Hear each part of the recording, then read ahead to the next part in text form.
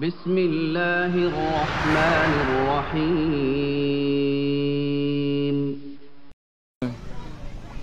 الحمد لله رب العالمين وبه نستعين على أمور الدنيا والدين وأشهد أن لا إله إلا الله الملك الحق المبين وأشهد أن محمدا عبده ورسوله المبعوث رحمة للعالمين أما بعد. Saudaraku yang dirahmati oleh Allah Subhanahu wa taala, satu nikmat Allah Subhanahu wa taala yang sangat besar, di mana tatkala Allah Subhanahu wa taala telah menjelaskan kepada kita syariat ini dengan sempurna, halal dan haram, perintah dan larangan, semuanya sudah jelas di dalam agama kita. Nabi sallallahu alaihi wa ala alihi wasallam menegaskan, laqad taraktukum 'alal bayda lailuha kanahariha la yazighu 'anha illa halik. Sungguh saya telah tinggalkan kalian di atas syariat yang sangat terang. Demikian terangnya syariat yang ditinggalkan kepada kita jemaah sekalian. Kata Nabi, lailuha kanahariha. Malamnya sama dengan siangnya. La yazighu 'anha illa halik. Tidak ada orang yang menyimpang, melenceng dari syariat yang telah dibawa oleh Nabi yang sangat terang itu, kecuali pasti akan binasa. Nah, oleh karena itu jemaah sekalian, saudaraku yang dirahmati oleh Allah, perintah dan larangan sudah jelas, kebenaran dan kebatilan sudah jelas, dijelaskan dalam kitabullah dan sunnah Rasul sallallahu alaihi wasallam. Namun bersamaan dengan jelasnya kebenaran dengan kebatilan, apa gerangan yang menyebabkan banyak orang yang lebih memilih kebatilan daripada kebenaran? Sulit kebenaran itu masuk ke dalam dirinya. Sulit bagi dia untuk menerima kebenaran yang datang dari Allah dan Rasulnya.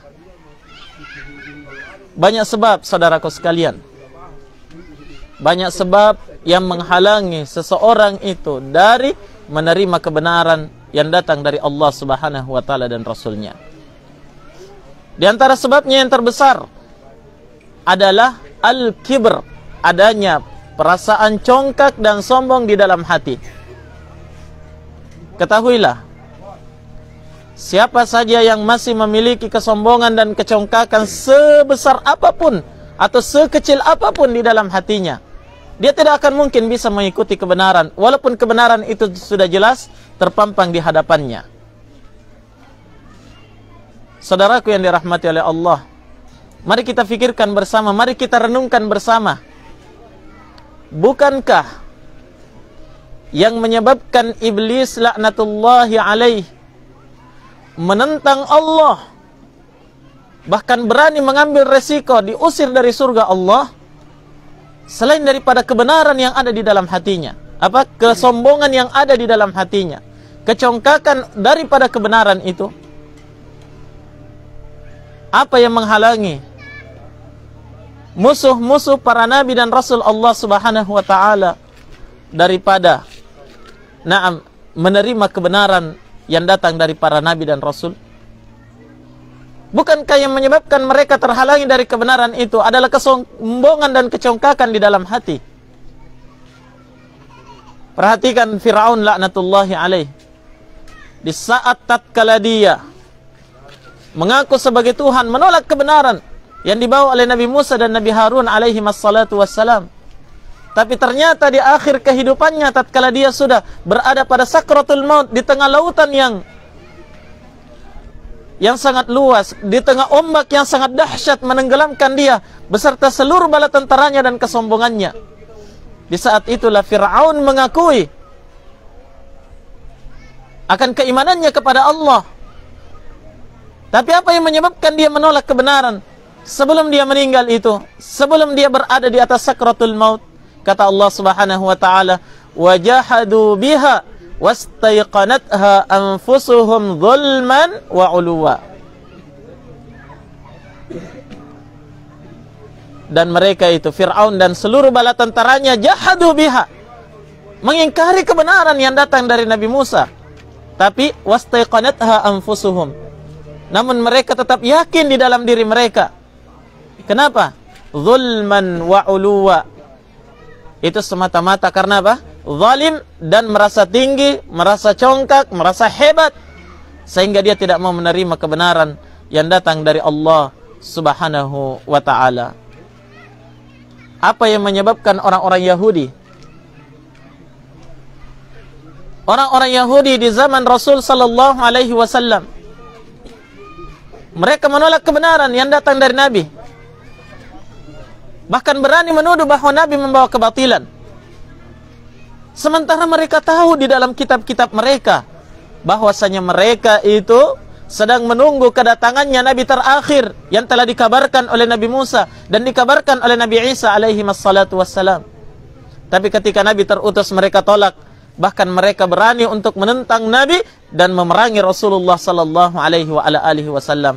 Hanya satu saudaraku yang menyebabkan mereka meninggalkan kebenaran itu, menolak kebenaran itu. Hanya satu. Apa itu? Al-kibr, merasa congkak, merasa sombong, ya, dari kebenaran yang Allah Subhanahu wa ta'ala tunjukkan kepada mereka. Naam, lihat orang-orang Yahudi. Jarang di antara mereka yang menerima dakwah Nabi karena kesombongannya. Merasa dirinya lebih pantas. Merasa dirinya bahwa dari kalangan mereka yang lebih pantas. Untuk apa? Untuk mendapatkan untuk diutus kepadanya Nabi dan Rasul. Tapi kenapa dari bangsa Arab diutus kepadanya Nabi dan Rasul? Di saat itulah jamaah sekalian, ya, mereka sombong dan tidak mau menerima kebenaran.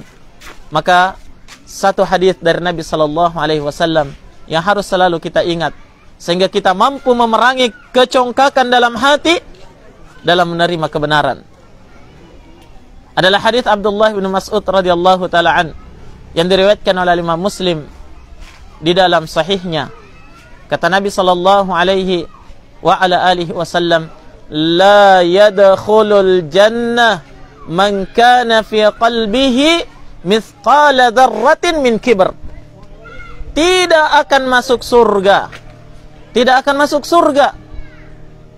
Kata Nabi, man kana fi qalbi, siapa saja yang di dalam hatinya itu ada mithqala dzarrah, walaupun sebesar dzarrah, biji terkecil di dunia ini, ada di dalam hatinya al-kibr, kesombongan. Nah, tidak akan masuk surga. Kenapa? Karena di dunia dia tidak akan menerima kebenaran, tidak akan tunduk. Dan karena itu, sekecil apapun kesombongan halangi kita dari kebenaran yang datang dari Allah Subhanahu wa ta'ala dan Rasulnya. Demikian, wabillahi taufiq wal hidayah. Subhanakallahumma bihamdik, asyhadu an la ilaha illa anta, astaghfiruka wa atubu ilaik.